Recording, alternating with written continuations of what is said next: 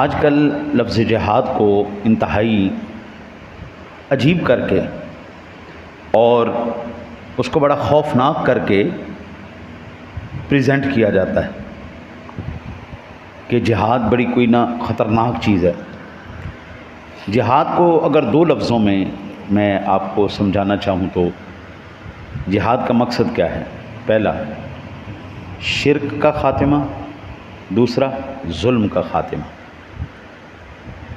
ہم حضرت انسان ہیں، ہم زمین پر اللہ کے نائب ہیں، ہم اس کے خلیفہ ہیں، تو کیا یہ بات درست ہے کہ یہ خلیفہ جو اس کا نائب ہے، جو اشرف المخلوقات ہے، لقد خلقنا الانسان فی احسن تقویم ہے، وہ ایک گوبر کے مجموعے کو، جسم کی شرمگاہ کو اپنا خدا مان کے اس کے آگے سجدہ کرنا شروع کر دیں؟